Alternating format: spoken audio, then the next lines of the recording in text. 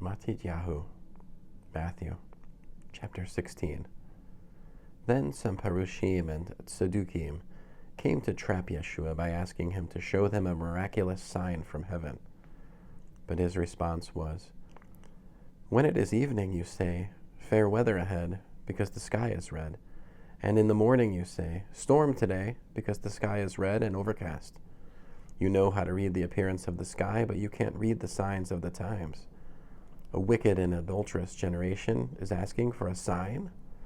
It will certainly not be given a sign, except the sign of Yonah." With that he left them and went off. The Talmudim, in crossing to the other side of the lake, had forgotten to bring any bread. So when Yeshua said to them, "Watch out, guard yourselves against the hametz of the P'rushim and Tz'dukim," they thought he said it because they hadn't brought bread. But Yeshua, aware of this, said, "Such little trust you have. Why are you talking with each other about not having bread? Don't you understand yet? Don't you remember the 5 loaves of the 5,000 and how many baskets you filled? Or the 7 loaves of the 4,000 and how many baskets you filled? How can you possibly think I was talking about bread?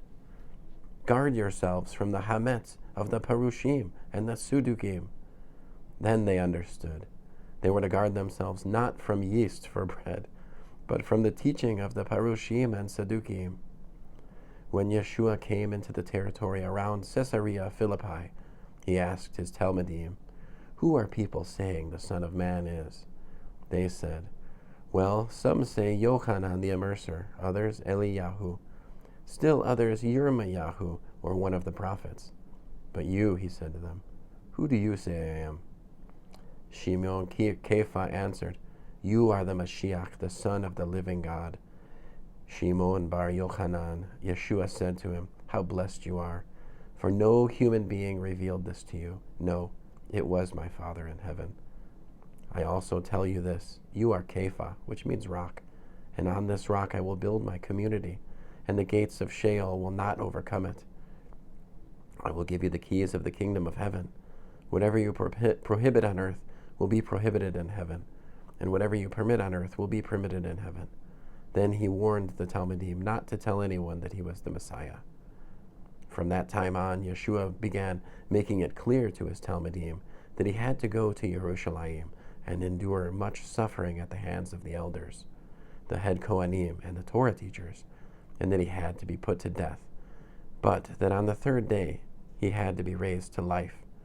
Kepha took him aside and began rebuking him. "Heaven be merciful. Lord, by no means will this happen to you." But Yeshua turned his back on Kepha, saying, "Get behind me, Satan.